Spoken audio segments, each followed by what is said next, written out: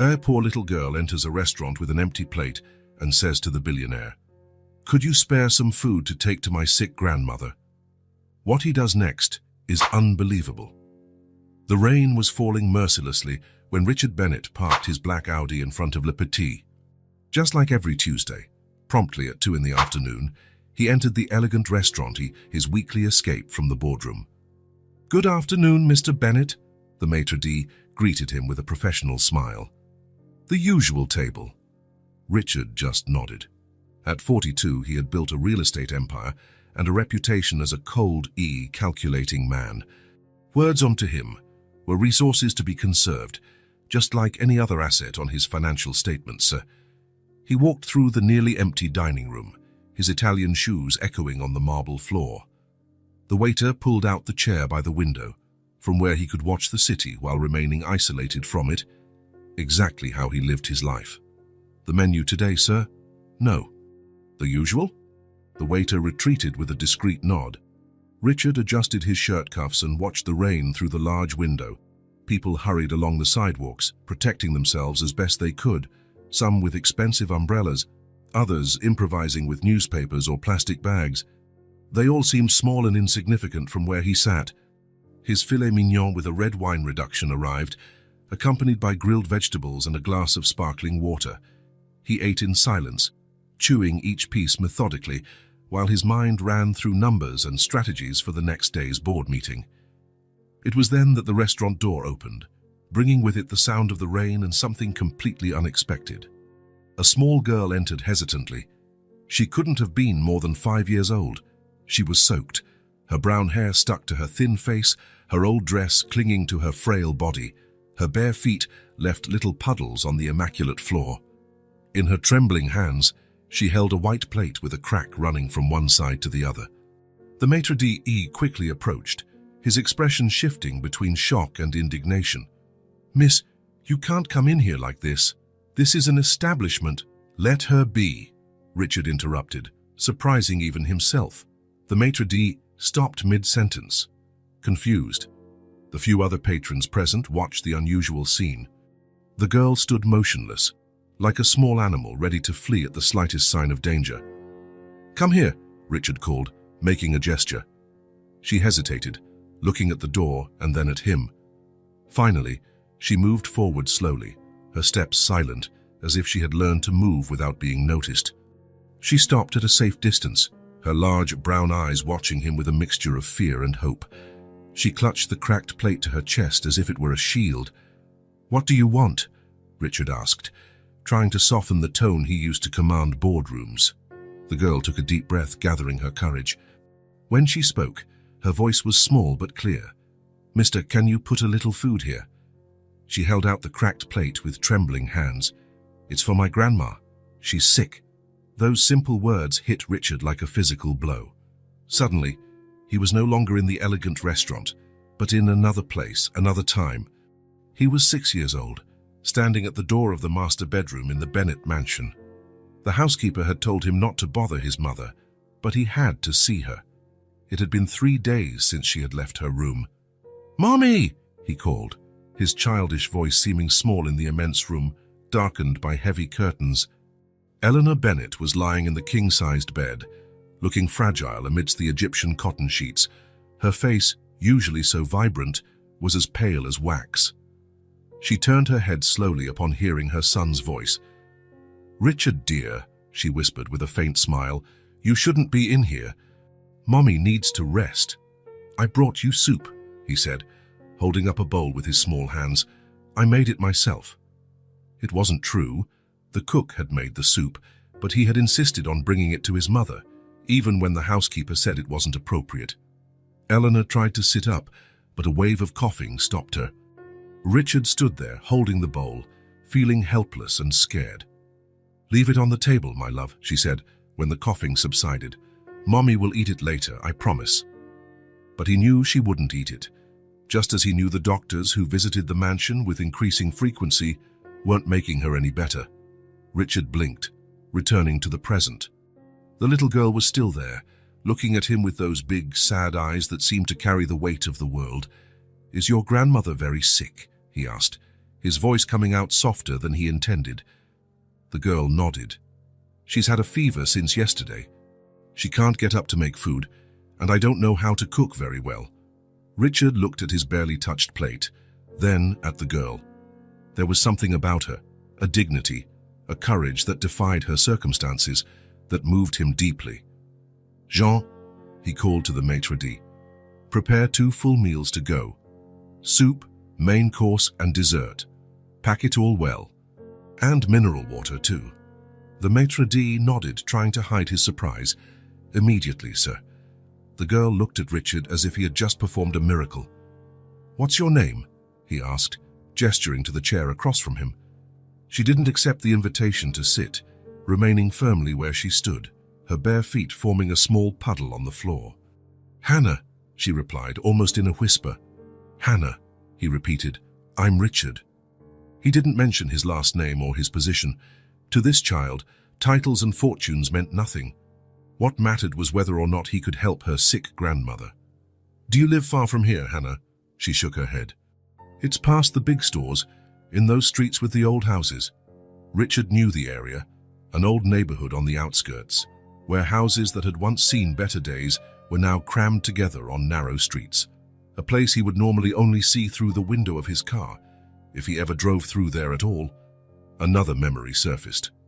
His father, Alexander Bennett, standing by Eleanor's bed, arguing with a doctor in a low voice, believing Richard couldn't hear them from the hallway. There's nothing more we can do here, the doctor was saying. She'd be better off in a hospital with the proper equipment. My wife will not spend her final days in a hospital, Alexander replied, with the cold voice Richard would later inherit. Bring the equipment here. Money is not an issue. Mr. Bennett, it's not a matter of money. Your son needs to be prepared for... My son will be prepared when and how I decide. Richard silently backed away, returning to his room filled with toys that never filled the growing emptiness inside him. The waiter returned with 2 white bags, carefully packed with the restaurant's golden logo. The meals are ready, Mr. Bennett, he announced, placing them on the table. Richard took out his wallet and left several bills, far more than the cost of the meal. Bring my coat and umbrella, please. The maitre d' looked confused. Are you leaving already, sir? But you haven't finished your meal. I have another engagement now, Richard replied, standing up and buttoning his jacket. Hannah watched everything in silence, still clutching the cracked plate. When the waiter brought the black coat and umbrella, Richard took the food bags and looked at the girl. I'll walk you home, he said with a decisiveness that he himself didn't fully understand. The maitre d's eyes widened. Mr. Bennett, I can call a cab for the girl. Or perhaps one of our staff members could. That won't be necessary, Richard interrupted. I'm going myself. He couldn't explain why he felt this need. Maybe because when his own mother was dying, surrounded by luxury and private doctors, he had still felt completely alone and helpless. Or maybe because, for the first time in years, something had pierced the armor of indifference he had built around himself. Hannah looked at him with an expression of surprise and, perhaps, a touch of hope. Are you ready? Richard asked. She nodded, still holding the plate. We can leave that here, he suggested, pointing to the cracked plate. Oh no, Hannah replied with surprising firmness. It's Grandma's. She really likes it, even though it's broken. Richard didn't insist. There was a lesson there that he couldn't quite name. They went out into the rain, Richard opening the large black umbrella to shield them both. He offered his free hand to Hannah, who, after a moment's hesitation, took it. Her hand was small and cold in his, her thin fingers gripping with surprising strength. They walked in silence through the busy downtown streets, drawing curious glances, the tall man in the impeccable suit and expensive coat, holding hands with a barefoot, drenched little girl. Richard ignored them completely. His entire adult life, he had specialized in not caring what other people thought. As they walked, the scenery changed. The elegant storefronts gave way to small local shops. The mirrored skyscrapers were replaced by older, more modest buildings. The sidewalks became narrower and less maintained, with weeds growing through the cracks. Hannah led him with the confidence of someone who knew every stone in the path.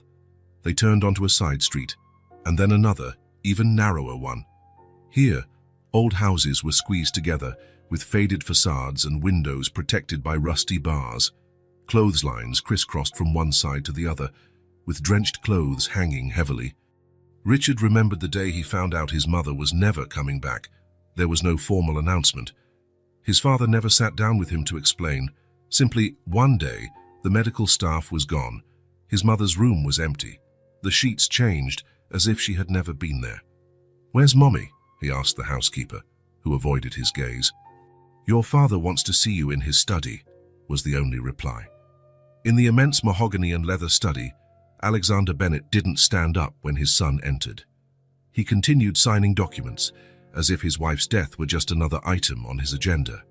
"You start at a new school on Monday," he announced, finally looking at his son. "Boarding school. It's time for you to learn to be a man." There was no mention of his mother, no comfort, no tears, at least not in front of Richard. "It's this way," Hannah said, pulling him into an even narrower alley. Richard watched the girl walking ahead of him now, guiding him through a world he was completely unfamiliar with. She moved with determination, dodging the larger puddles, protecting the cracked plate as if it were a treasure. "Do you take care of your grandmother by yourself?" he asked, surprised by his own interest.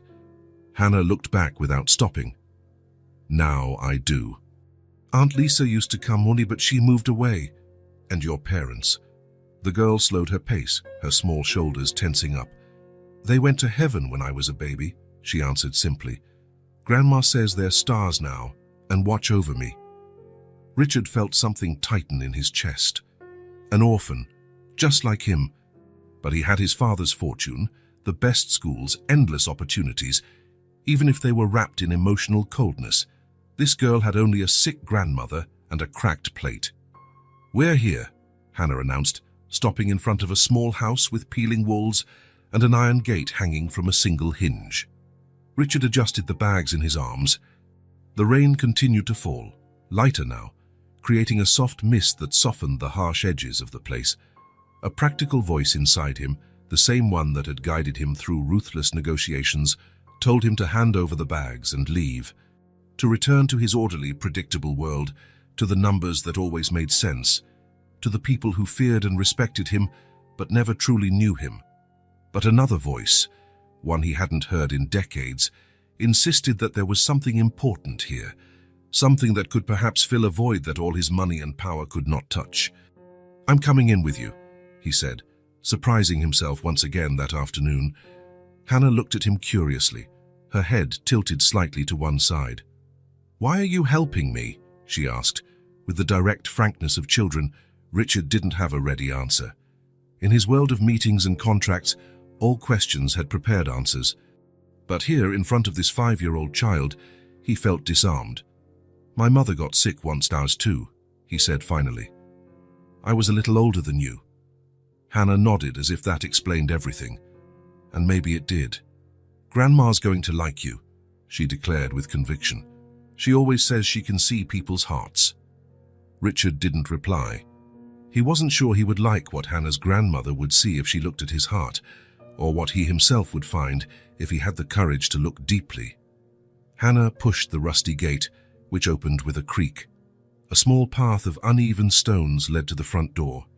To the side, a few hardy plants grew in recycled cans, a modest attempt to bring life to the place.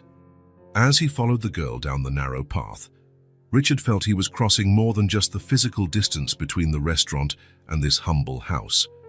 He was crossing the invisible border he had built around himself, a border that had protected him from pain, but had also isolated him from everything that mattered.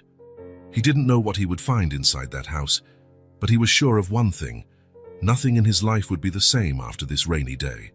Hannah pushed open the worn wooden door, which opened with a long groan. Richard hesitated for a moment before stepping inside, his eyes adjusting to the dim interior. The difference between the world outside and this small universe was as vast as the distance between his current life and the childhood he tried to forget. The first impact came from the smell, a thick mixture of mold, dampness, and something else, a medicinal scent of cheap, expired remedies. The faded yellow walls were stained with water leaks that drew maps of non-existent continents. On the ceiling, a single dim light bulb swung slightly, casting restless shadows in the corners of the room. "Grandma's in the bedroom," said Hannah, pointing to a half-open door on the other side of the small living room. Richard placed the food bags on a worn wooden table. He noticed that the space, despite its evident poverty, had an almost stubborn organization. The few pieces of furniture, a patched-up sofa, 2 mismatched chairs, a bookshelf with a few worn books, seemed carefully positioned. In one corner, children's drawings were taped to the wall, small, colorful worlds created by Hannah's hands.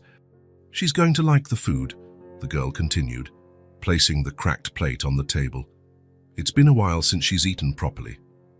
Richard felt a lump in his throat.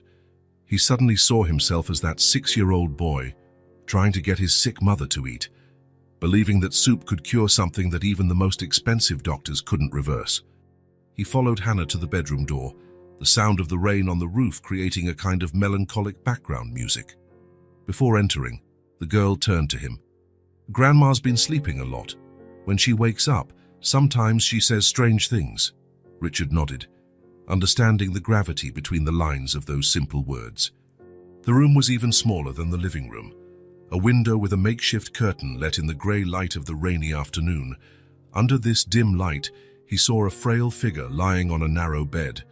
The thin mattress was propped up on wooden crates, a makeshift solution that had become permanent. The woman seemed to almost disappear among the worn sheets. Her face, framed by grey, damp hair, was flushed with fever. Her breathing was shallow and rapid, her chest rising and falling with visible effort. A damp compress, which had already dried, lay next to the pillow.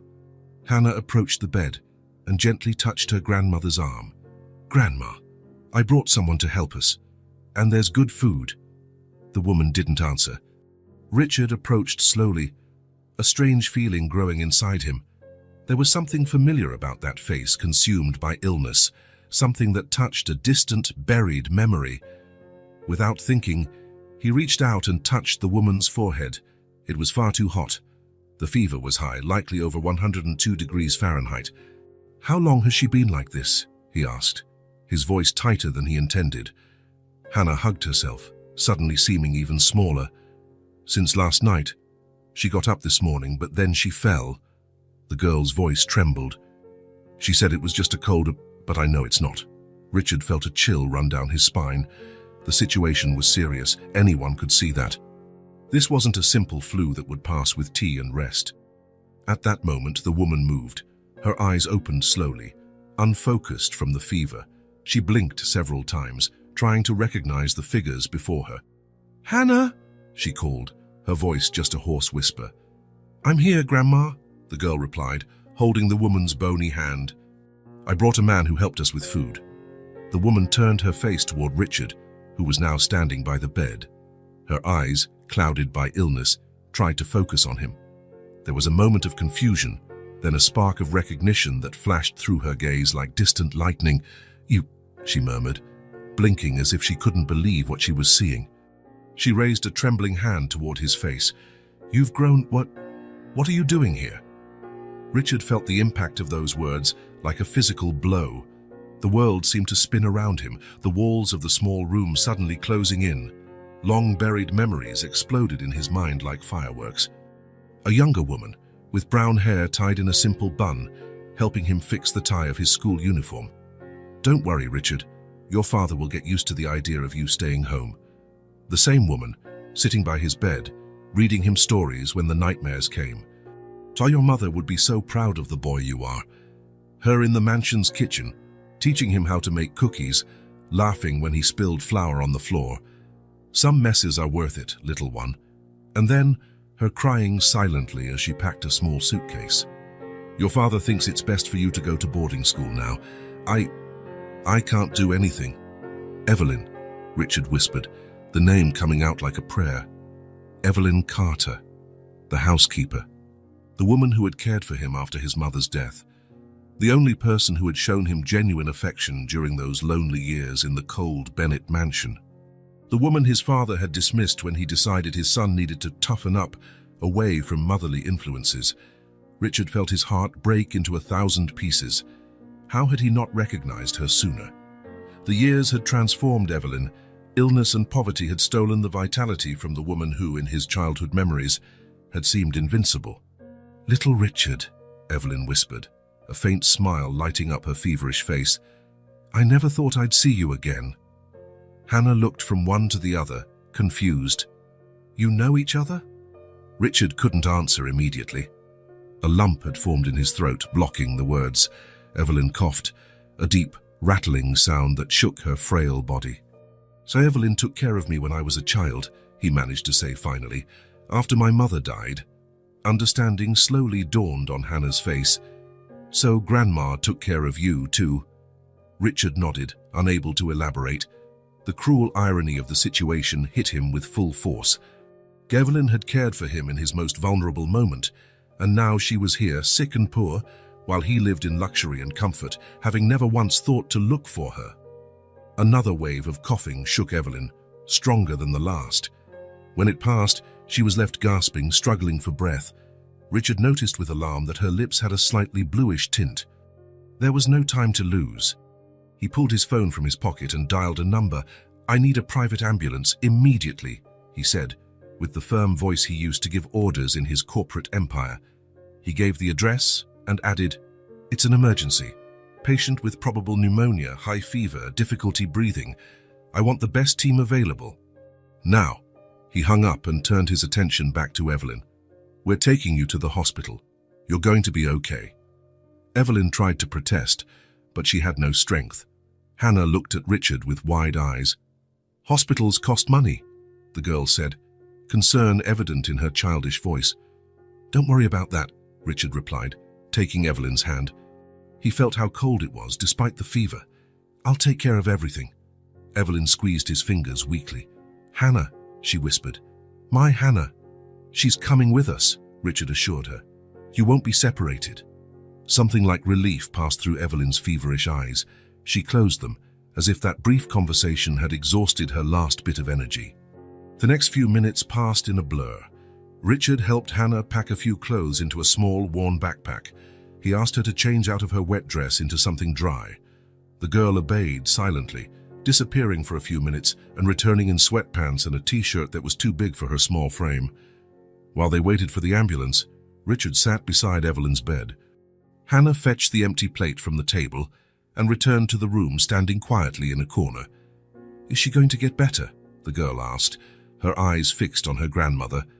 Richard wanted to say yes, that everything would be fine.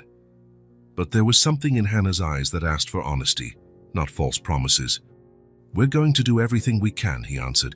"She's going to get the best care." The girl nodded, accepting that answer not as an evasion, but as a commitment. The ambulance arrived in less than 15 minutes, an impressive time considering the location and the labyrinth of narrow streets leading to the house. 2 paramedics entered efficiently, bringing modern equipment that looked alien in the simple room. One of the paramedics, a middle-aged man with kind eyes, quickly examined Evelyn. "She has a serious infection. She needs to be hospitalized," he confirmed, looking at Richard. "Low oxygen saturation, high fever, possible pneumonia. We'll stabilize her for transport." They began to work with precise movements. They placed an oxygen mask on Evelyn's face and started an IV line in her arm. Richard watched, feeling simultaneously powerful and powerless. Powerful for being able to provide this care, powerless in the face of human fragility. Hannah remained in a corner of the room, her wide eyes following the paramedics' every move. The empty plate was now held firmly in her small hands, as if it were an anchor in the storm that was turning her life upside down. As they began to transfer Evelyn to the gurney, Richard held her hand. The woman opened her eyes briefly, recognizing him through the haze of the fever. Don't worry," he said softly. "I'll take care of you both now." It was a promise, not just to Evelyn, but to himself. A promise that he would not again abandon the woman who had been a safe harbor in his childhood. A promise that, this time, he would be the one to stay, to care, to repay what he had received. As the team worked, preparing Evelyn for transport, Richard stayed by her side, holding her hand. A part of him, that scared 6-year-old boy, wanted to cry, to apologize, to explain why he had never looked for her. Another part, the man he had become, silently swore to do everything in his power to save the woman who had saved him so many times. "We're ready to transport," the paramedic announced, interrupting his thoughts. Richard gently let go of Evelyn's hand and went to Hannah, who was still watching everything with frightened eyes. "We're going with them," he said, holding out his hand to the girl. "Your grandmother is going to be fine." Hannah looked at his outstretched hand, then at Richard's face. There was caution in her eyes, the caution of a child who had learned too early that the world is not always kind. But there was also hope, the resilient hope that allows even the most hurt to keep believing. Slowly, she took Richard's hand with one of hers, while the other held tightly to the empty plate. Together, they followed the gurney carrying Evelyn to the ambulance. The rain had subsided to a fine drizzle. In the sky, between heavy clouds, a ray of sunlight tried to break through, shy, uncertain, but present, like the hope that was beginning to dawn in Richard's heart. He didn't know how, but somehow he would fix what was broken. Not just the plate Hannah held so carefully, but the lives that had now, by a strange twist of fate, become intertwined with his once more.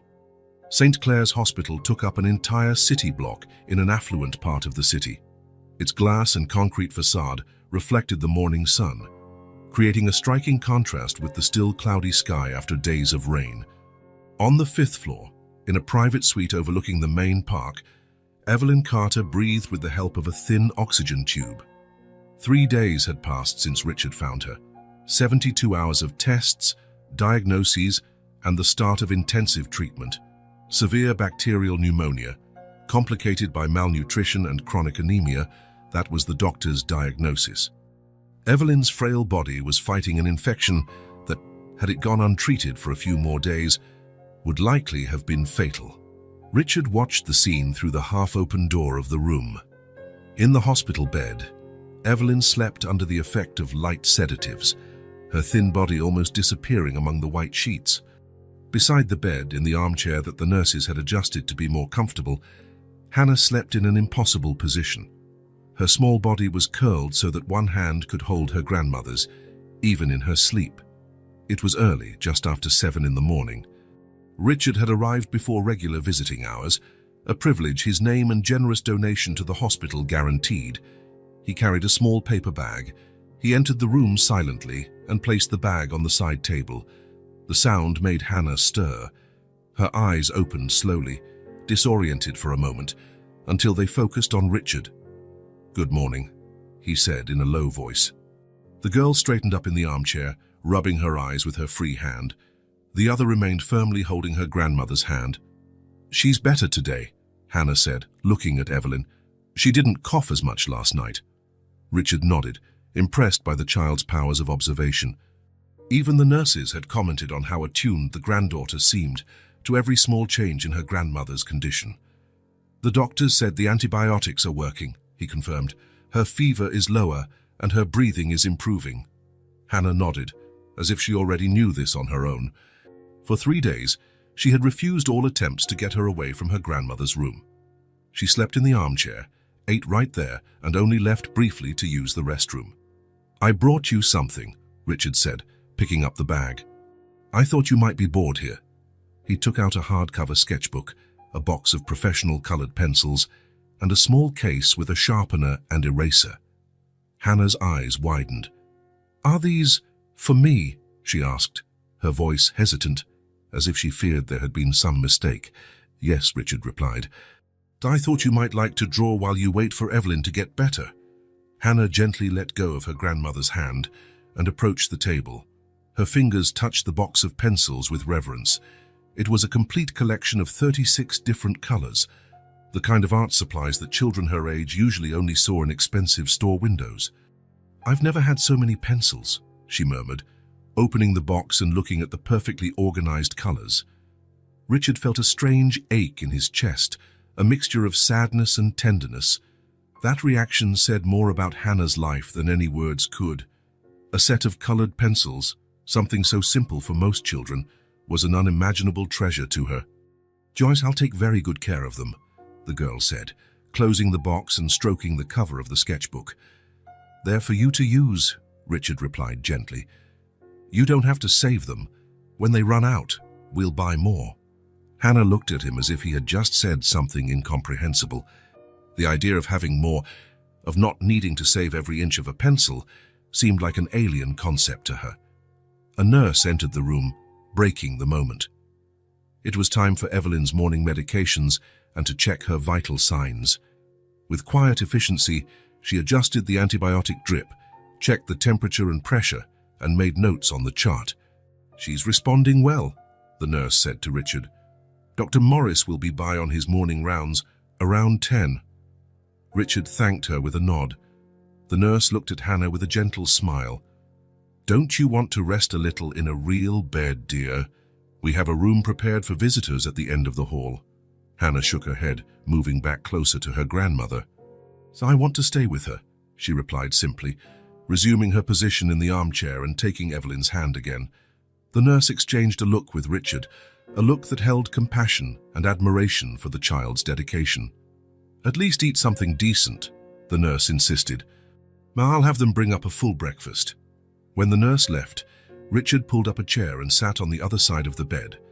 The room was quiet, except for the rhythmic beep of the heart monitor and the soft hiss of the oxygen. "Hannah," he began, choosing his words carefully. "You know you can trust me, don't you? Evelyn, your grandmother was very important to me when I was a child." The girl watched him from across the hospital bed, her large eyes assessing him with a surprising intensity for someone so young. "Grandma never talked about you," she said finally. "She didn't." Richard felt a pang of disappointment, though he wasn't sure why. It was a very long time ago." "Why did you disappear?" Hannah asked directly, her childlike frankness dispensing with any subtlety. The question caught Richard off guard. How could he explain the complex dynamics of his privileged and emotionally sterile childhood to a 5-year-old? "My father sent me to boarding school," he replied, simplifying a much more complicated story. "After that, I went to college, started working, life went on." "But you didn't look for her," Hannah observed, a subtle accusation in her voice. Richard felt the weight of that simple truth. No, he had never looked for Evelyn. He had never thought about what had happened to the woman who had cared for him during the most vulnerable years of his childhood. "No," he admitted, "and I regret that now." Hannah seemed to accept that confession. She turned her attention back to Evelyn, gently adjusting the sheet over her. A nursing assistant brought a tray with breakfast: orange juice, toast, scrambled eggs, bacon, and a small bowl of fresh fruit. Hannah looked at the food with admiration, but didn't let go of her grandmother's hand. "You can eat," Richard said. "I'll hold her hand for you." After a moment of hesitation, Hannah accepted the trade. Richard gently took Evelyn's hand, surprised by how much the simple contact affected him. Memories of his childhood returned, Evelyn holding his hand as they crossed the street, Evelyn putting a bandage on his scraped knee, Evelyn wiping away his silent tears on the nights after his mother's death. Hannah ate slowly, savoring each bite as if it were a royal feast. Richard noticed she left half of each item on the plate. "Aren't you hungry for more?" he asked. "I'm saving it for lunch," she replied matter-of-factly. Richard felt a lump in his throat. Even here, in this luxury hospital, with all the abundance around her, Hannah's survival instincts remained active. "You don't need to save it," he said softly. "There will be more food for lunch, I promise." Hannah looked at him with a mixture of doubt and hope. After a moment, she picked up another piece of toast and continued eating. The hours passed slowly. Dr. Morris, a middle-aged man with graying hair and thin-rimmed glasses, made his visit. He examined Evelyn thoroughly and reviewed the latest test results. "We're on the right track," he concluded, speaking directly to Richard. "The infection is responding to the antibiotics, but she's very weak. The recovery will be slow." "How long?" Richard asked. "At least 2 weeks in the hospital. Then, rest at home for a few more weeks. She'll need a special diet to regain her weight and strength." Richard nodded. He was already organizing everything in his mind. A private nurse for when Evelyn was discharged, a nutritionist, maybe even a physical therapist. When the doctor left, Hannah picked up her sketchbook and the box of pencils. She sat back down in the armchair, propping the sketchbook on her knees. With almost reverential care, she chose a blue pencil and began to draw. Richard took a few work calls outside the room. When he returned, he found Hannah completely absorbed in her drawing. Her small fingers held the pencil with surprising firmness, and her brow was slightly furrowed in concentration. He approached quietly, curious to see what she was drawing. It was a house, not the small damp house where he'd found her, but a large, colorful one with wide windows, a red door, and a garden full of impossible flowers. In the sky, a bright yellow sun was smiling, and blue clouds floated like cotton candy. "It's beautiful," Richard commented. Hannah looked up, a little surprised by his presence. "It's my dream house," she explained, pointing to the details. "It has a big room for Grandma with a window to the garden, and a kitchen with a fridge that doesn't make noise." Richard smiled, touched by the simplicity of the girl's dreams. While other children her age dreamt of amusement parks and expensive toys, Hannah just wanted a house where her grandmother could live comfortably. She continued drawing, adding a tree next to the house. Richard watched her, fascinated by the care with which she chose each color, the concentration on her small face. There was a seriousness about her that 5-year-olds rarely possessed, a maturity forced by difficult circumstances. As he watched her, something strange was happening inside him. A feeling was growing, something he couldn't quite name but recognized as a kind of affection he had never experienced before. It was different from the attraction he felt for women, different from the admiration he had for competent colleagues, different even from the respect he had felt for his stern father. It was a protective feeling, but also one full of admiration, a desire to see this little person flourish, to develop her full potential. Suddenly, he realized he cared deeply about what happened to Hannah, not just because of Evelyn, but for the girl herself. Lunch arrived, and once again Hannah ate slowly, savoring every bite. Afterward, she returned to her drawing, now adding people in front of the house, 3 figures holding hands. "Who are they?" Richard asked. "Samisa, Grandma, and you," Hannah replied naturally, as if it were obvious.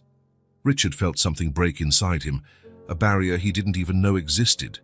The fact that this child, who had known him for only 4 days, already included him in her vision of a family, touched him deeply. The afternoon progressed quietly. Evelyn woke briefly a few times, acknowledging Hannah with a faint smile before drifting back to sleep. The doctors assured them this sleep pattern was normal and beneficial for her recovery. Richard stepped out again to make a few more calls. When he returned, he found Hannah still drawing, now on a new page. This drawing showed what looked like a classroom, with several children sitting at desks. He approached quietly and sat in the chair next to her. Hannah continued drawing for a few minutes, adding details to the blackboard and the children's backpacks. Then, without looking up from the paper, she spoke in a voice so low that Richard had to lean in to hear, "I wanted to go to school, but Grandma can't afford it." The simple words hit him like a punch. Of course, Hannah didn't attend school. How could she, living in those conditions, with a sick grandmother and no resources? Suddenly, Richard remembered his own privileged education, the best private schools, personal tutors, an elite university. Everything he had taken for granted, while this bright child didn't even have access to basic education. "You're going to have everything you need," he said, with a conviction that surprised himself. "School, supplies, clothes, everything." Hannah looked up from her drawing, watching him with a mixture of hope and distrust. Her big eyes seemed to want to believe, but life had already taught her to doubt promises. "Really?" she asked, her voice still small. "Really," Richard confirmed. "I promise." For an instant, brief but unmistakable, a smile lit up Hannah's face. Not the restrained smile she sometimes showed, but a genuine smile that reached her eyes, completely transforming her face. It was like a ray of sun breaking through heavy clouds, revealing for a moment the child she was meant to be, joyful, confident, full of possibilities. As quickly as it came, the smile vanished, replaced by the serious expression that seemed to be her natural state. But Richard had seen enough. In that brief moment of pure joy, he had found a purpose that transcended real estate deals and bank accounts. As Hannah returned to her drawing, he made a silent promise, not just to her or to Evelyn, but to himself. He would do everything in his power to see that smile again, to make it permanent. On the other side of the bed, Evelyn slept peacefully, her face now less marked by pain. The monitors showed stable vital signs, and the antibiotic dripped steadily through the intravenous tube. Outside the hospital window, the sun began to set, painting the sky in shades of orange and pink. A new day was ending, the fourth since their lives had crossed on that rainy afternoon. One more day in the new routine that was establishing itself between them. A routine that, Richard was beginning to realize, was filling a void in his life that neither power nor money had ever been able to touch. A week had passed since Evelyn's admission. The hospital room, initially strange and sterile, now had touches that made it almost cozy. Hannah's drawings were taped to the wall next to the bed. A small vase of fresh daisies, which Richard brought daily, sat on the nightstand. The television remained almost always off. Hannah preferred the quiet to draw, and Evelyn still spent much of her time sleeping. But that morning, something had changed. Evelyn was sitting up in bed, propped against pillows, for the first time since she had arrived. Color was beginning to return to her face, and although she was still connected to the IV and oxygen, her gaze had a clarity it hadn't before. "Good morning," Richard said, entering the room with a new bouquet of flowers and a paper bag. Hannah was sitting in the armchair beside the bed, drawing as usual. Her eyes lit up when she saw the bag Richard was carrying. "I brought those pastries you liked yesterday," he said, placing the bag on the table. "And a special coffee for Evelyn, since the doctor approved it." Evelyn smiled faintly. "Thank you, Richard. You didn't have to go to the trouble." "It's no trouble at all," he replied, replacing the wilted flowers with the new ones. In the past few days, a routine had settled in among them. Richard would arrive early, before going to the office. He'd bring breakfast for Hannah and talk briefly with the doctors. He'd return at lunchtime when possible, and always in the late afternoon, often having dinner right there from the city's best restaurants. Hannah had relaxed a bit in his presence. She no longer watched him with that initial caution, though she still maintained a seriousness that seemed at odds with her 5 years. Evelyn, meanwhile, alternated between periods of lucidity and confusion. The infection was yielding to the antibiotics, but years of poor nutrition and inadequate medical care had taken their toll. "How's business?" Evelyn asked, as Richard adjusted the pillows to make her more comfortable. "Moving along," he answered vaguely. The truth was, he had barely paid attention to business in the last week. For the first time in his adult life, something more important occupied his thoughts. Evelyn seemed to want to say something else, but was interrupted by the nurse coming in for the morning procedures. Richard took the opportunity to step out of the room and make a few necessary calls. He had delegated many responsibilities to his directors, but there were still decisions only he could make. When he returned an hour later, he found Evelyn dozing again.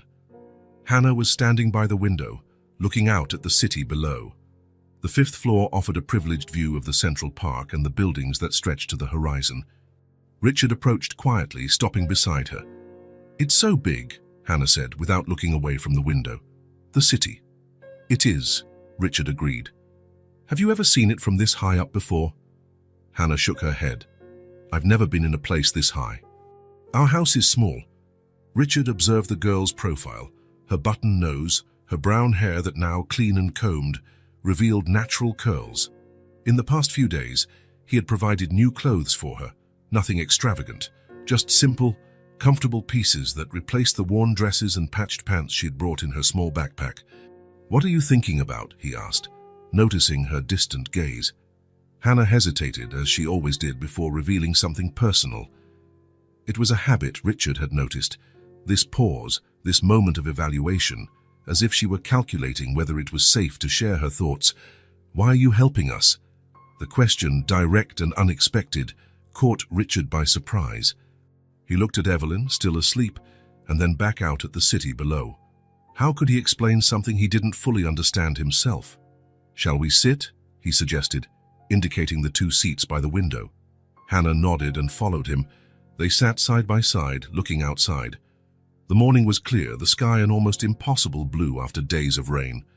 Richard took a deep breath, resting his elbows on the windowsill. He had never been good at sharing personal feelings or memories. In the social and professional circles he frequented, that kind of vulnerability was seen as weakness. But something about this serious child made him want to be honest. "When I was little, my mother died," he began, the words coming with difficulty. "I was only 6 years old. My father was a busy man. He didn't know how to take care of a son on his own." Hannah watched him with full attention, her large brown eyes fixed on him. "Evelyn worked at our house back then. She was our housekeeper. After my mother was gone, she was the one who took care of me. She prepared my meals, checked my homework, listened to my stories." Richard paused, feeling the strangeness of saying these things out loud. He had never spoken about this to anyone. "She was like a mother to me," he continued. "The only person who really cared if I was sad or happy, scared or safe." "And your father?" Hannah asked. "Didn't he take care of you?" Richard let out a sigh. "My father believed that boys needed to be strong, that showing feelings was inappropriate. He provided everything I needed materially, the best clothes, the best toys, the best education. But he didn't know how to be present." Hannah nodded, as if she perfectly understood the concept of emotional absence, despite her young age. "That's why you were sad when you saw Grandma was sick," she concluded, with surprising insight. "Yes," Richard admitted. "And I felt guilty too. I should have looked for her after I grew up. I should have made sure she was okay." Hannah was silent for a moment, absorbing this information. Then, in a lower voice, almost a whisper, she shared her own story. "I never knew my dad," she said, looking at her own hands. "Grandma said he left before I was born." Richard's heart ached. Another similarity between them, paternal absence, though in different forms. "And my mom died when I was really little," Hannah continued. "Grandma says she got very sick, like my grandma is now. Except there was no one to help, no good hospital." Her voice was factual, without self-pity, recounting painful events as if she were talking about the weather. Richard wondered how many times she had rehearsed this story in her mind, trying to make sense of a world that had deprived her of so much so early. "Since then, it's just been me and Grandma," Hannah concluded. "She always took care of me, even when she had almost nothing. She says I'm her treasure." Richard swallowed hard, fighting the emotion rising in his throat. He imagined Evelyn, the same woman who had been so kind to him, raising a granddaughter alone, facing hardships he couldn't even fathom. Hannah looked him directly in the eyes, her head slightly tilted. "So she saved you too," she said simply. Those words struck Richard like lightning. It was true. Evelyn had saved him. Not just by taking care of his physical needs, but by offering the affection and security his father didn't know how to give. She had preserved something inside him during those vulnerable years, a capacity to feel that his father had unconsciously tried to crush. Richard felt something break inside him, a barrier he had built over decades. It was as if this child, with her simple observation, had found the one crack in his carefully constructed armor. And through that crack, long repressed memories and feelings began to flow. He remembered nights when he would wake up crying, calling for his mother, and it was Evelyn who would appear, turning on the lamp, sitting on the edge of the bed. "I'm here, little one," she would say, stroking his hair. "I'm here." He remembered the cookies she would bake on Sunday afternoons, filling the kitchen with a scent that, for a few hours, made the mansion feel like a home. He remembered her reading stories, inventing different voices for each character, making him laugh when he thought he would never be able to again. And he remembered, with painful clarity, the day his father announced he was going to boarding school. Evelyn's look, helpless, devastated, as she packed his small suitcase. "Be strong, Richard," she had said, secretly slipping her embroidered handkerchief between his folded shirts. "Always remember who you are." "You're crying," Hannah observed, bringing him back to the present. Richard touched his own face, surprised to feel the wetness. He hadn't cried since. He couldn't even remember when. "I guess I am," he admitted, with a trembling smile. Hannah, in a surprising gesture, reached out and touched his face, wiping away a tear with her small fingers. "Grandma says crying cleanses the soul," she said seriously, "like the rain cleans the city." Richard chuckled softly, amazed at the wisdom in those simple words. This child, who had faced more loss and hardship in her 5 years than many adults, could offer comfort with the naturalness of someone who intimately knows pain. He realized, then, that Hannah was doing for him what he was trying to do for her, creating a safe space where vulnerabilities could be exposed without judgment. And he understood that this child was bringing back parts of himself he thought were lost forever. The ability to feel emotion, to care deeply, to connect with another human being beyond a superficial level. He looked at the girl's serious face and noticed, for the first time, how pale she was. The soft, dark circles under her large eyes, the skin that seemed almost translucent in the morning light. She had spent an entire week confined in that hospital room, rarely leaving even to go to the cafeteria. "Hannah," he said softly, "I think we both need some fresh air. How about we take a walk today? You've been here for many days." The girl looked uncertainly at Evelyn, still asleep. "But what about Grandma?" "She's much better, and the nurses are always nearby. We can ask them to call us if she wakes up and misses you." Hannah hesitated, biting her lower lip. Richard could see the conflict on her face, the desire to go out, to see something beyond those white walls, fighting against the fear of leaving her grandmother alone. "We won't go far," he assured her. "There's a park right across from the hospital. We can be back in minutes if needed." After a moment of consideration, Hannah nodded. "Okay," Richard smiled, feeling a wave of relief and joy that surprised him with its intensity. He arranged for a nurse to keep a special eye on Evelyn and left his cell phone number for any eventuality. They went down in the elevator, Hannah holding his hand tightly. When they walked out the automatic doors of the hospital, the girl stopped for a moment, blinking against the natural sunlight. Richard realized it was probably the first time in a week she had felt the open air. The park was just a street away. It was a well-kept space, with winding paths, flower beds, and a small artificial lake where ducks swam lazily. Wooden benches were strategically placed under leafy trees that offered generous shade. Hannah walked slowly, looking at everything with curiosity.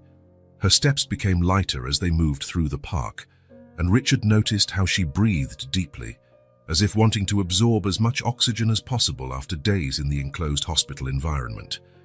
They stopped by a snack vendor. Richard bought ice cream for them both, chocolate for Hannah, vanilla for himself. They sat on a bench overlooking the lake. A few feet away, an elderly man was throwing breadcrumbs to the ducks, who approached in eager flocks. "Look at all the little birds," Hannah said, pointing to a group of sparrows hopping near their feet, hoping for some ice cream crumbs. "Do you want to feed them?" Richard asked. When she nodded, he bought a small bag of popcorn from a street vendor. Hannah took a few kernels and carefully threw them on the ground.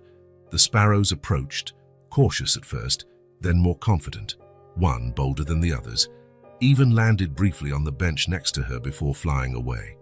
Hannah laughed, a clear, crystal sound that Richard was hearing for the first time, not the restrained chuckle or the shy smile that sometimes appeared, but a genuine, spontaneous laugh of pure childhood joy. The sound hit Richard in a way he hadn't expected. He felt a warmth spread through his chest, a sense of fullness he didn't know. Watching Hannah's profile, the chocolate ice cream lightly smudging her chin, her bright eyes following the birds' movements, the smile that completely transformed her serious face, he understood that what he felt was something very close to love. Not the romantic love he had experienced with women in his life, nor the filial love he had felt for his mother, of which he had only hazy memories. It was something different, a protective love, but also one full of admiration, a deep desire to see this little person happy, safe, fulfilled. To see her smile like this every day, not just in rare moments. It was a feeling he had never imagined he could have. Something he didn't know how to name or explain completely, but that he recognized as true and profound.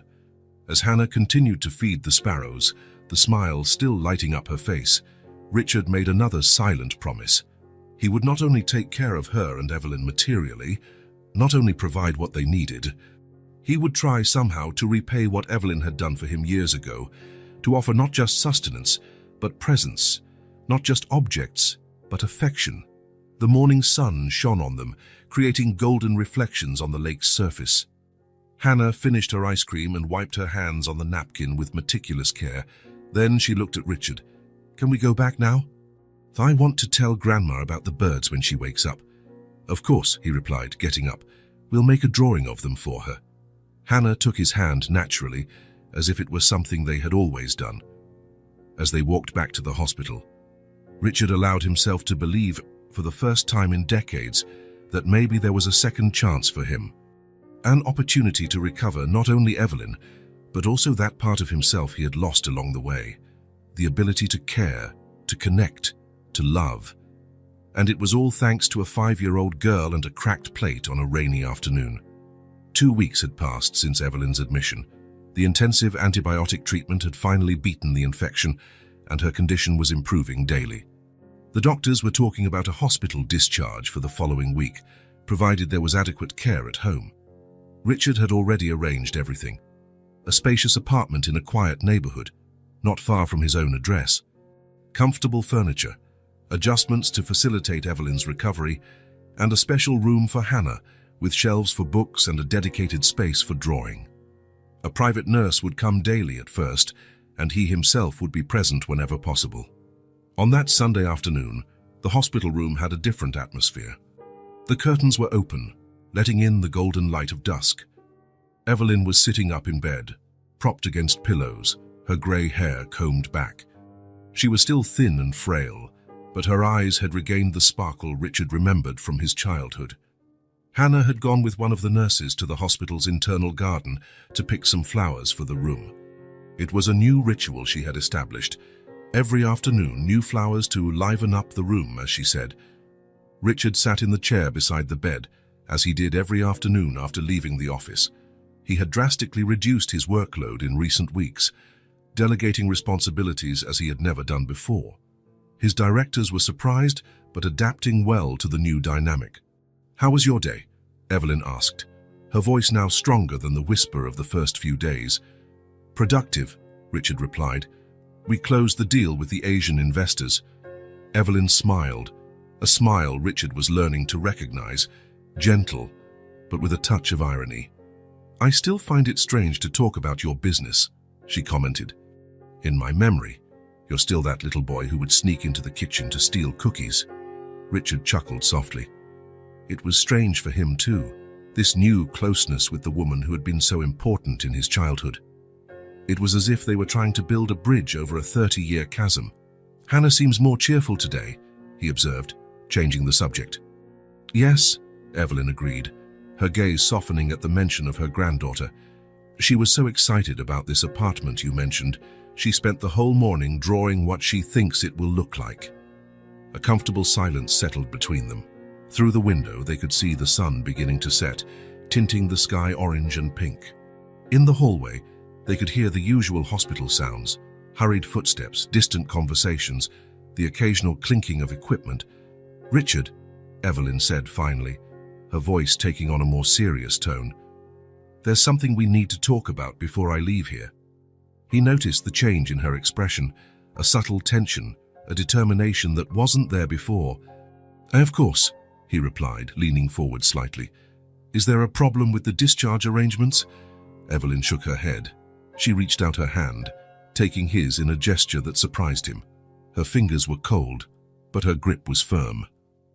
"It's about Hannah," she began, looking directly into his eyes. "And about you." "About us." Richard felt a pang of apprehension. There was something in the way Evelyn looked at him that suggested what was coming next would change everything. "I'm listening," he said. Evelyn took a deep breath, like someone gathering courage to dive into unknown waters. "After your mother passed," she began, the words coming out slowly, measured. "Toyosi, your father and I had a relationship." Richard blinked, trying to process what he had just heard. His father and Evelyn, Alexander Bennett, the cold, distant man he knew, romantically involved with the housekeeper. It seemed impossible. "A relationship," he repeated, unsure if he had understood correctly. Evelyn nodded, her eyes never leaving his. "It started about a year after Eleanor's death. It was unexpected for both of us. I was there to take care of you, but gradually, Alexander and I grew closer. He was different when we were alone. less rigid, less controlled. Richard tried to imagine his father like that, vulnerable, human, and found he couldn't form the image in his mind. For almost 2 years, we had something that, to me, was genuine. Evelyn continued, her voice softer now, almost nostalgic.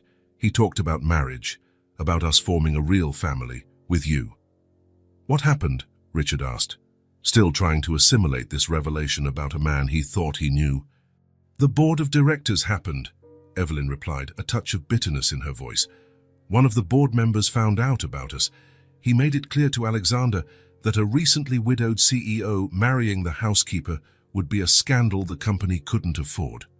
Richard felt a wave of anger. Typical of his father, putting the company, the public image, above everything, including personal happiness. That's when he sent me to boarding school, he concluded, the pieces falling into place in his mind. Yes, Evelyn confirmed. It was the solution he found. Send you away, send me away, cut the ties all at once. A lump formed in Richard's throat.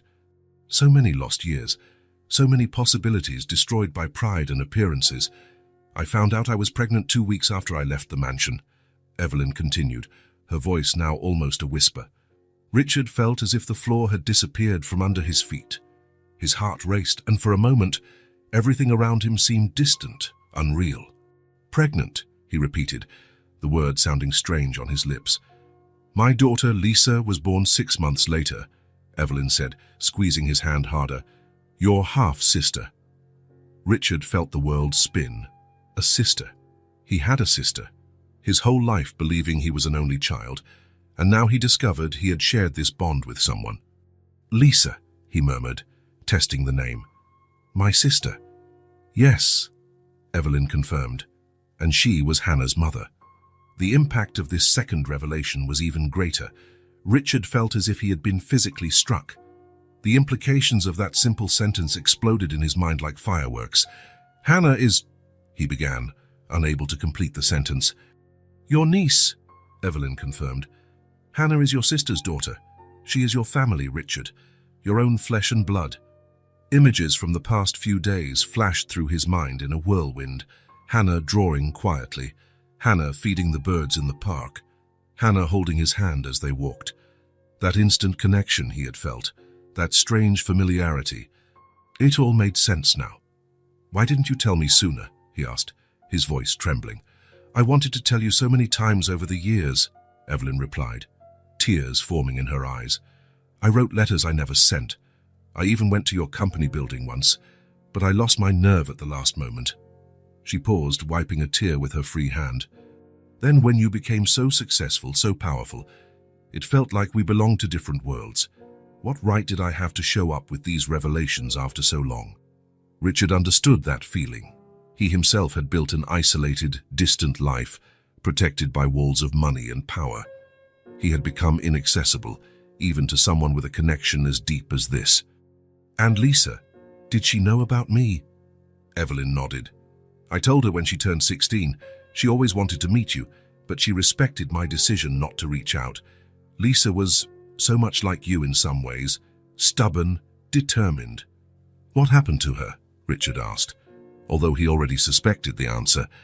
Pneumonia, like the one that almost took me, Evelyn replied, the pain evident in her voice. But she wasn't as lucky as I was. There was no Richard Bennett to call a private ambulance, to demand the best care. The weight of guilt fell on Richard like an avalanche. If he had looked for Evelyn sooner, if he had known about Lisa, maybe his sister would still be alive. Maybe Hannah wouldn't have lost her mother. I'm so sorry, he said, the words feeling terribly inadequate. I should have... No, Evelyn interrupted firmly. There's no blame here, Richard. Not yours, not mine. Just choices and consequences, some good, some painful. At that moment, the room door opened. Hannah entered, carrying a small bouquet of daisies and dandelions she had picked in the garden. She stopped upon seeing the serious expressions on the adults' faces. Did something happen? She asked, her small voice revealing concern. Richard and Evelyn exchanged a look, a silent question, an equally silent answer. Hannah, dear, Evelyn called, extending her hand to her granddaughter. Come here. Richard and I need to talk to you about something important. The girl approached cautiously, placing the flowers on the bed. Her large eyes went from one face to the other, trying to decipher what was happening. "It's okay," Richard assured her. "It's nothing bad." Hannah nodded, sitting on the edge of the bed. She hugged the sketchbook she had brought with her, as she always did when she was nervous. Evelyn looked at Richard, silently passing him the responsibility of starting this delicate conversation. He took a deep breath, searching for the right words simple enough for a 5-year-old to understand, but honest enough to honor the magnitude of the moment. "Hannah," he began gently, "do you remember when you told me you never knew your father, and that your mother went to heaven when you were a baby?" The girl nodded, her eyes fixed on him. "Well, we found out something very special today. Something about your mother, about me, and about you."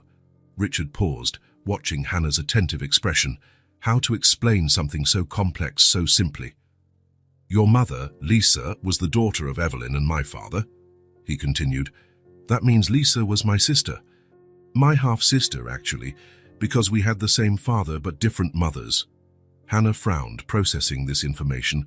Richard could almost see the gears turning in her bright mind. "And if my mum was your sister," she said slowly, understanding dawning in her eyes, "then that means you're my uncle," Richard completed, his voice thick with emotion. "I'm your uncle, Hannah, for real.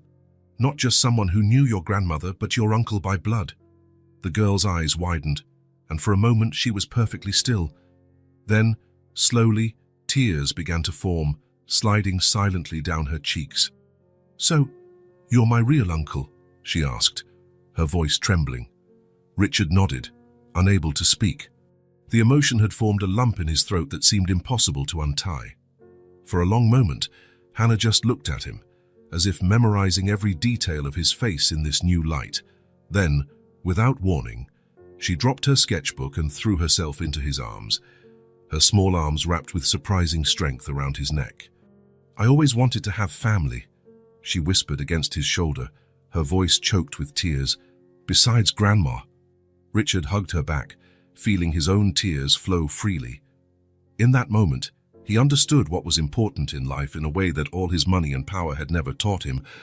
He felt the weight of this small life in his arms, his niece, his family, and knew with absolute certainty that nothing in the world was more important than that hug.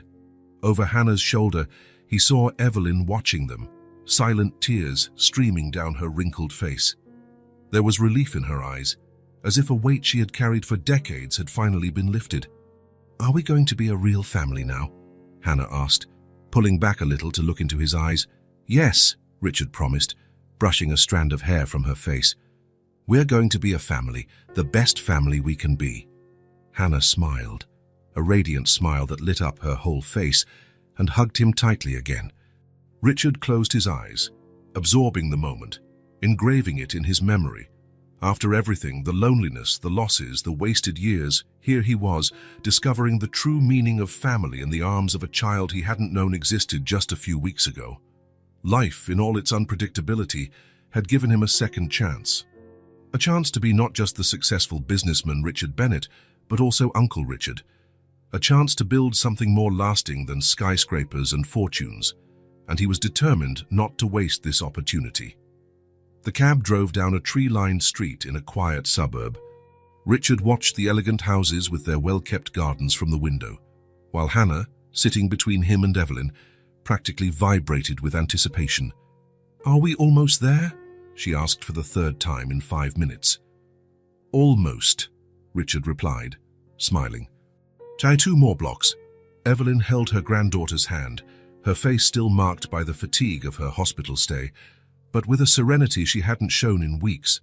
She had been discharged from the hospital 3 days earlier, but Richard had insisted they stay in a hotel suite until everything was ready at the new house. "You're going to like the place," he said to Hannah. "There's lots of room to play." The girl nodded, clutching her sketchbook to her chest. In the past few weeks, she had filled several pages with drawings of her dream house, always with a big garden, wide windows, and space for the 3 of them. The cab finally turned onto a quieter street and stopped in front of a wrought-iron gate. Through the bars, one could see a stone driveway leading to a 2-story house with a brick facade and large windows. "We're here," Richard announced, paying the driver. Hannah pressed her face against the window, her eyes wide. Evelyn held her breath for a moment, clearly not expecting something so grand. When they got out of the car, the driver helped with the few bags they had. Most of Hannah and Evelyn's belongings had not been brought from the old house, as Richard had insisted on buying everything new. Only items of sentimental value were rescued from the small, leachy, damp home they were leaving behind. Richard opened the gate and held out his hand to Hannah. "Shall we go see our home?" The girl took his hand but hesitated, looking back to make sure Evelyn was following. Her grandmother walked slowly, still recovering, but with an encouraging smile. "It's okay, dear. Go on ahead with your uncle." That word, uncling, still sounded strange and wonderful to Richard's ears. In the 2 weeks since the revelation, he was getting used to his new identity. Not just a successful businessman, but an uncle, a protector, someone with responsibilities that went far beyond contracts and negotiations. They walked down the polished stone driveway, lined with beds of various flowers, daisies, petunias, gerberas, an explosion of color under the morning sun. Hannah let go of Richard's hand and ran ahead, stopping to examine each flower, each bush, as if she couldn't believe so much beauty. The house was spacious, but not ostentatious. Richard had carefully chosen something that would be comfortable without being intimidating.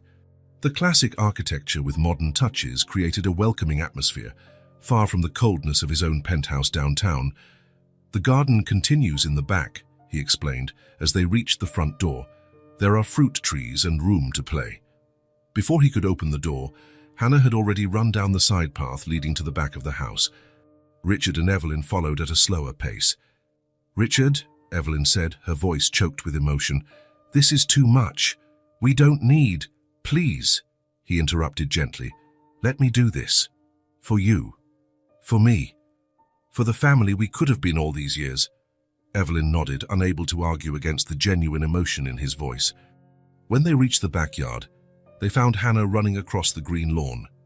The garden was large, with leafy trees providing generous shade. A small peach tree, an apple tree, and even a cherry tree were strategically placed. In the back, an old oak tree supported a simple swing made of rope and wood. "Look, Grandma," Hannah shouted, running from one side to the other. "There's a swing and flowers everywhere."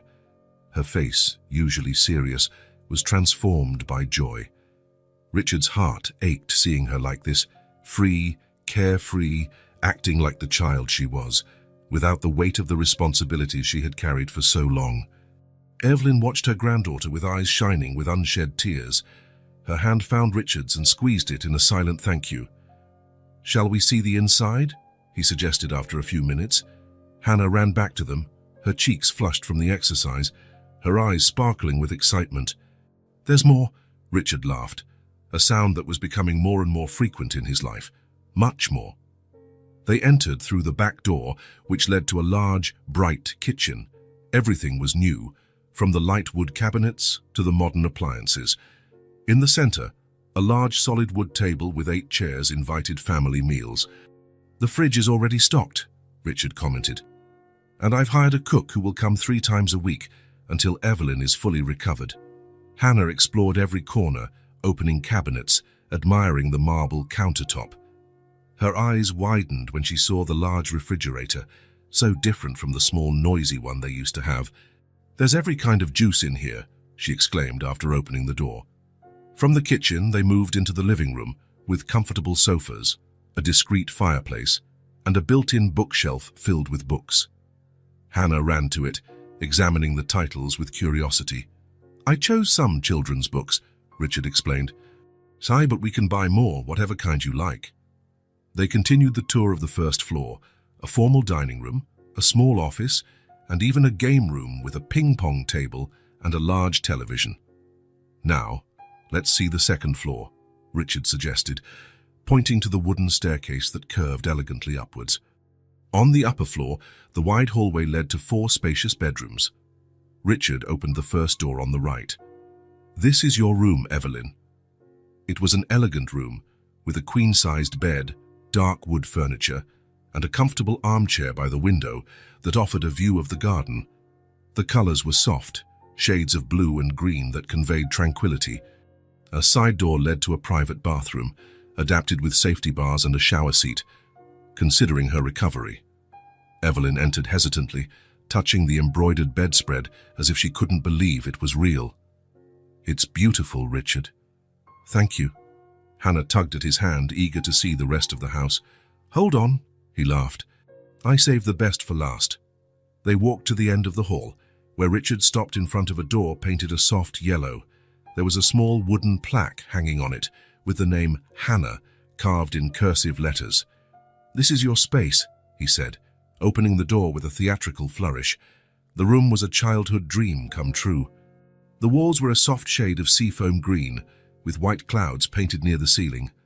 A bed shaped like a boat occupied the center, covered with a colorful quilt with rainbow patterns. Shelves filled with children's books ran along one wall, while the other housed a desk with art supplies. Pencils, paints, brushes, modeling clay, all organized in colorful boxes. A toy chest overflowed with teddy bears, dolls, building blocks, and educational games. In the corner, by the window overlooking the garden, was a small reading armchair and a lamp shaped like a moon. Hannah stood at the doorway, as if afraid to enter and discover it was all just a dream. Her eyes scanned every detail, trying to take it all in at once. Is it all mine?" she finally asked, her voice almost inaudible. "All yours," Richard confirmed. "You can change anything you don't like." The girl took a hesitant step inside, then another. She touched the colorful quilt, examined the books, opened the toy chest. When she reached the desk, her fingers slid over the colored pencils, dozens of them, organized by shade, far more than the set he had given her in the hospital. "I've never had my own room," she said. So quietly Richard barely heard. Evelyn, standing beside him at the door, discreetly wiped away a tear. Hannah continued to explore, opening drawers, trying out the armchair, testing the softness of the bed. Each discovery brought a new sparkle to her eyes. When they finished the house tour, they returned downstairs. In the entrance hall, Richard took something from his pocket, a keychain with 3 golden keys. "I almost forgot the most important part," he said, holding the keychain out to Evelyn. "The keys to the house." Evelyn looked at the keys, then at Richard, her eyes filled with tears again. "From now on, you won't lack for anything," he promised, placing the keys in her hand and gently closing her fingers around them. Evelyn couldn't reply. Tears now flowed freely down her wrinkled face, not tears of sadness, but of relief, gratitude, hope. A lifetime of struggles, of hardship, of sacrifices for her daughter and then her granddaughter, culminating in this moment of finally achieved security. Hannah approached, hugging her grandmother's waist. Evelyn put an arm around her granddaughter's shoulders, while with the other hand she held tightly to the keys, tangible symbols of a new beginning.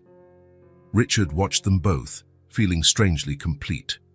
After decades of building a financial empire, he realized that only now was he building something that truly mattered. A home. Not just a house with walls and a roof, but a place of belonging, of connection, of family. The afternoon sun streamed through the wide windows, creating golden pools on the wooden floor. In the garden, birds sang among the trees, and within these walls, 3 people whom fate had separated and reunited were finally beginning the journey to become a family. The golden light of dawn streamed through the curtains of Hannah's room, creating soft patterns on the wooden floor. It had been 3 weeks since they moved into the new house, enough time for Evelyn to regain much of her strength and for Hannah to get used to the idea of having a real home. Richard had spent these weeks reorganizing his life. He delegated responsibilities, reduced his working hours, and Marviers, for the first time in years, started working remotely a few days a week. The meetings that once seemed urgent and unavoidable now had to adjust to his new priority, being present in the life of his newfound family. On that special morning, Richard arrived early, carrying a large box wrapped in colorful paper. He found Evelyn in the kitchen making pancakes. Her health was improving every day, and she insisted on resuming some of her normal activities. "Good morning," he greeted, placing the box on the table. "Is Hannah awake yet?" "She's just finishing getting ready," Evelyn replied, smiling. Or she woke up before sunrise. She was so anxious. Richard nodded, understanding the girl's excitement. After interviews and tests, Hannah had been accepted into St. Mary's School, one of the best institutions in the city. Although the school year was already underway, the headmistress was impressed with the girl's intelligence and agreed to admit her immediately. Light footsteps on the stairs announced Hannah's arrival. She entered the kitchen wearing a simple dress, her hair carefully combed. Her eyes immediately noticed the colorful box. "Good morning, Uncle Richard," she said, the formality she still couldn't completely shake. "Good morning, little one," he replied, gesturing to the box. "I brought you something." Hannah approached cautiously. Despite 3 weeks in the new house, she was still surprised by every gift, every kindness, as if she couldn't believe her life had changed so much. "You can open it," Richard encouraged. Carefully, she unwrapped the gift, revealing the contents of the box. A new, perfectly folded school uniform, a navy blue pleated skirt, a white shirt, a sweater with the school crest embroidered on it, white socks. Beside it, a pair of shiny black shoes and leaning against the side, a blue backpack with yellow details. Hannah touched the uniform with reverence, her fingers sliding over the new fabric. "It's so beautiful," she murmured. "Ready for your first day of school?" Richard asked, watching the emotion on her face. Hannah looked up, a genuine smile lighting up her face. "Yes, Uncle," she replied, her voice overflowing with contained emotion. After breakfast, Richard waited patiently while Hannah got dressed in her new uniform. When she came downstairs, she looked like a different person, no longer the girl in worn-out clothes he had found on that rainy day, but a confident student, ready to embrace all the opportunities that education could offer. Evelyn waited at the door, her eyes shining with pride and emotion.